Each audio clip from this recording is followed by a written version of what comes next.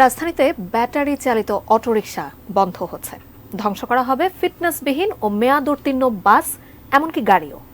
সড়ক পরিবহন নিয়ে বনানীতে বিআরটি এর প্রধান কার্যালয়ে এক উপদেষ্টা পরিষদের সভায় এ ঘোষণা দিয়েছেন সড়ক পরিবহন ও সেতুমন্ত্রী ওবায়দুল কাদের।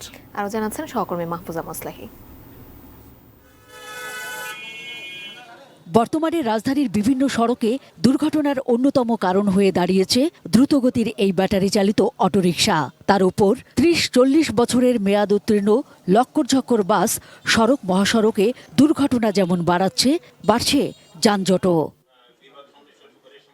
বাংলাদেশ সড়ক পরিবহন কর্তৃপক্ষ আইন ২০১৭ এর অধীনে গঠিত উপদেষ্টা পরিষদের এ সভায় ঢাকার ২ সিটির মেয়র এবং বিআরটি এর চেয়ারম্যান, পরিবহন খাতের মালিক ও শ্রমিক নেতারা উপস্থিত ছিলেন। এ সময় সড়ক দুর্ঘটনা রোধে নানা প্রস্তাব ও সুপারিশ তুলে ধরা হয়।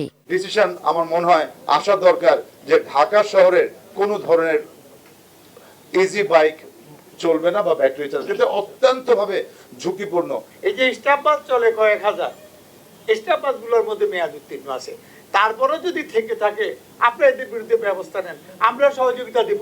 ঢাকা দক্ষিণ সিটি কর্পোরেশন আমাদের ৮১ একর জমি রয়েছে মাতোয়াল ভাগাড়ে।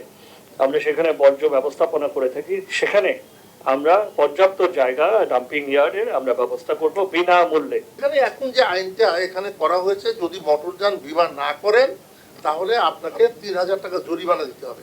এটাকে বাদ দিয়ে যেটা ছিল ২০১৮-তে অপশনাল, সেটা সড়ক পরিবহন মন্ত্রী বিআরটি এর প্রতি ক্ষোভ প্রকাশ করে প্রশ্ন করেন, এত উন্নয়নের পরও সড়ক মহাসড়কে যানজট ও দুর্ঘটনা কেন? সড়কে পরিবহনে শৃঙ্খলা যদি না আসে তাহলে আমরা নিরাপদ সড়কের স্বপ্ন দেখি কি লাভ? কথা তো শুনতে হয় আমাকে। বিআরটি চেয়ারম্যানকে তো কেউ কিছু বলে।